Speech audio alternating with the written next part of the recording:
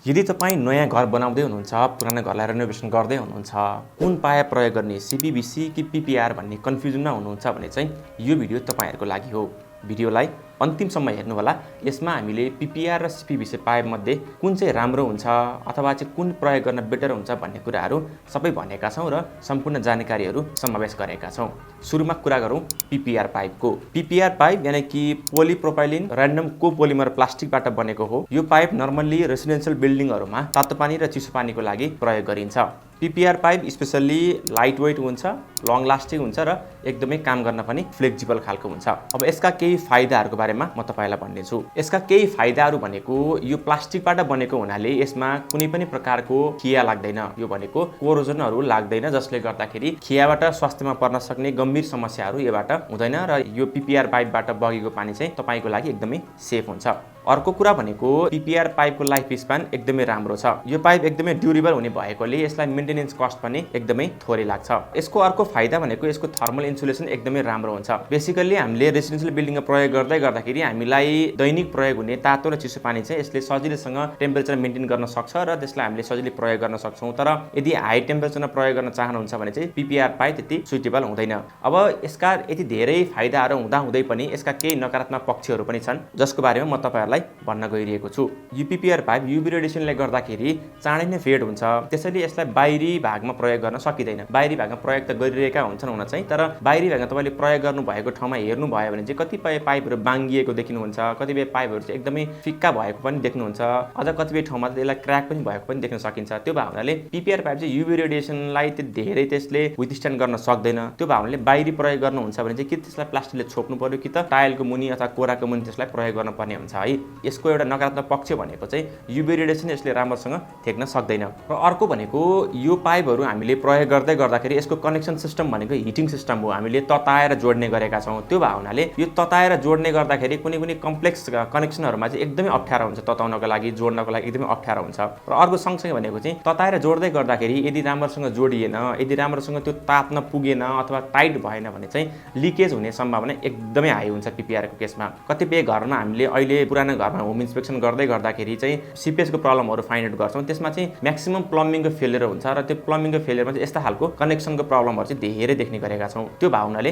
यो पीपीआरको कनेक्सनको काम गर्नको लागि चाहिँ एकदमै प्रोफेसनल म्यान पावर चाहियो र उसलाई थाहा हुनु पर्यो कि त्यो कुनै पनि कनेक्सनहरू चाहिँ प्रब्लम छैन, लुज छैन भने थाहा हुनु पर्यो। र सँगसँगै सबै प्लम्बिङको कनेक्सनहरू प्लम्बिङको नेटवर्क गरिसकेपछि चाहिँ तपाईँले प्रेसर टेस्ट चाहिँ अनिवार्य रूपमा गरेको हुनु पर्यो र थाहा हुनु पर्यो कुनै पोइन्टमा लिकेज छ वा छैन भनेर। पीपीआरको बारेमा जानिसकेपछि अब हामी कुरा गरौँ सीपीवीसीको बारेमा। सीपीवीसी पाइप यानी कि क्लोरिनेटेड पोलिभिनाइल क्लोराइड पाइप। यो पनि एक प्रकारको प्लास्टिककै पाइप हो, तर जुन तरिकाले हामीले पीपीआर पाइप बनेको छ सीपीवीसी पाइप चाहिँ अलिकति फरक तरिकाले बनेको छ र यसमा हामीले जुन तरिकाले कनेक्सन गर्छौँ त्यो चाहिँ फरक छ। जस्तो हामीले पीपीआरमा चाहिँ हामीले हिटिङ गरेर गर्ने गरेका थियौँ भने सीपीवीसीमा हामीले सिमेन्ट सल्भेन्टको प्रयोग गर्छौँ र यसलाई हामीले तताइरहनु पर्ने कुनै पनि जरुरत छैन। एउटा सल्भेन्ट आउँछ, त्यसलाई हामीले पाइपको वरिपरि डायमिटरमा लगाएर त्यसलाई कनेक्सन गर्ने हो। र यो सीपीवीसी पाइप चाहिँ रेसिडेन्सियल र कमर्सियल बिल्डिङहरूमा एकदमै वाइडली पपुलर छ र तपाईँले हट वाटर र कोल्ड वाटर मात्र नभएर कतिपय केमिकलहरूको ट्रान्सपोर्टेसनमा पनि यो पाइपहरूलाई प्रयोग गर्ने गरेको देखिन्छ।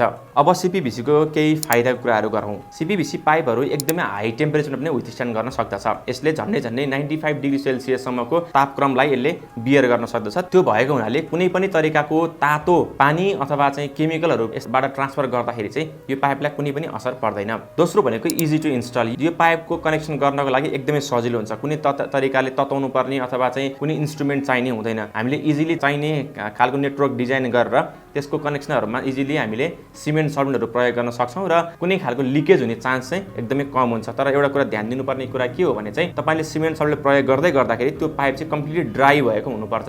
कुनै पनि पानीहरू छ र त्यसमा तपाईँले सिमेन्ट सल्भेन्ट प्रयोग गर्नुभयो भने चाहिँ सायद त्यो कनेक्सन चाहिँ अलिकति लिक प्रुफ नहुन सक्छ। सो मेक स्योर कि तपाईँको पाइप चाहिँ ड्राई छ, त्यसलाई राम्रोसँग कपडाले पुसेको हुनु पर्यो र त्यसमाथि सिमेन्ट सल्भेन्ट प्रयोग गर्नुभयो भने चाहिँ एकदमै टाइट हुन्छ। त्यो भावनाले यो एकदम इजी टु इन्स्टल पनि हो। तेस्रो भनेको कस्ट इफेक्टिभ। तपाईँले पीपीआरको कन्सिडरमा हेर्नुहुन्छ भने सीपीवीसी पाइप एकदमै हल्का प्राइस पनि कम छ, जसले गर्दा तपाईँको इन्टायर हाउसमा तपाईँले यदि प्लम्बिङ सिस्टम बनाउँदै हुनुहुन्छ भने चाहिँ सायद पीपीआरको कम्पेरिजनमा हेर्नुहुन्छ भने चाहिँ सीपीवीसी पाइप अलिकति लो कस्ट नै पर्न जान्छ। त्यस्तै गरी पीपीआर जस्तै सीपीवीसी पाइप पनि कोरोजन रेजिस्टेन्स हो। यसमा कुनै पनि प्रकारको खियाहरू लाग्दैन। यदि तपाईँको पानी सफा छ भने चाहिँ यो पाइपबाट बगेको पानीबाट कुनै पनि मिसावट हुने अथवा तपाईँको हेडलाई चाहिँ प्रब्लम आउने खालको केही पनि समस्याहरू आउँदैन। सो यो CPVC पाइपबाट बगेको पानी पनि तपाईँको लागि सेफ नै रहन्छ।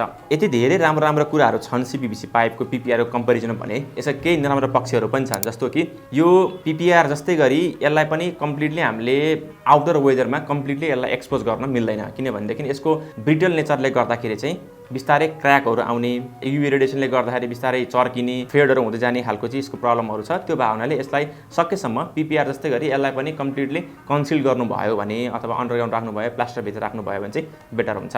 अर्को बेफाइदा भनेको चाहिँ यसलाई सबै केमिकलहरू ट्रान्सफर गर्न प्रयोग गरिँदैन। कुनै केमिकल क्लोराइडहरूले गर्दाखेरि पाइपहरू बिस्तारै पग्लिँदै जाने अथवा बाङ्गो हुँदै जाने खालको प्रब्लम पनि हुनसक्छ।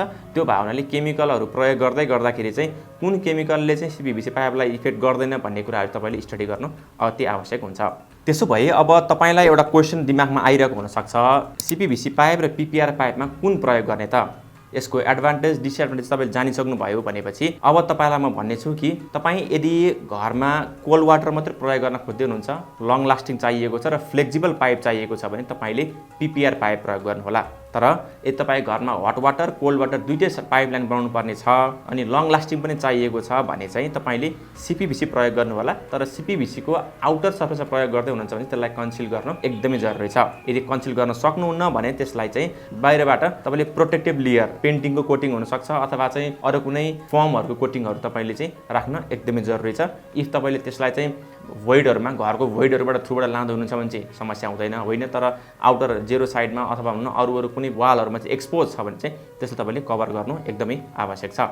सो यही नै हो। यदि तपाईँलाई PPR प्रयोग गर्नु छ भने चाहिँ तपाईँले ध्यान दिनु पर्यो, त्यो कम्प्लिटली हट वाटरको लागि होइन। र CPVC प्रयोग गर्दै हुनुहुन्छ भने चाहिँ तपाईँलाई पक्कै पनि हट वाटर र कोल्ड वाटर दुवैको लागि समस्या भएन, तपाईँले इजिली मजाले प्रयोग गर्न सक्नुहुनेछ। दुईटै पाइपहरू इजिली अभाइलेबल छ। अझै पनि तपाईँलाई कन्फ्युजन छ म कुन पाइप प्रयोग गरौँ, मैले अझै पनि राम्रोसँग चाहिँ डिसिजन गर्न सकिनँ भन्नुहुन्छ भने चाहिँ तपाईँले हामीलाई तल दिएको नम्बरमा फोन गर्न सक्नुहुनेछ, परामर्श लिन सक्नुहुनेछ। हाम्रा इन्जिनियरहरूले तपाईँलाई इजिली सबै कुरालाई बुझाइदिन सक्नुहुनेछ। यदि यो भिडियो तपाईँलाई हेल्पफुल लाग्यो भने तपाईँले हाम्रो पेजलाई लाइक अथवा फलो गर्न सक्नुहुनेछ, ताकि तपाईँले अन्य यस्तै घर निर्माण र रेनोभेसन सम्बन्धी भिडियोहरू हेर्न पाइराख्नुहुनेछ। र यदि तपाईँलाई हाम्रो कन्टेन्ट राम्रो लाग्छ भने हाम्रो युट्युबलाई पनि तपाईँले सब्सक्राइब गर्न सक्नुहुनेछ। हामी अर्को भिडियो लिएर फेरि आउनेछौँ। एक्सपर्ट सेवा घरदेखि दरबारसम्म।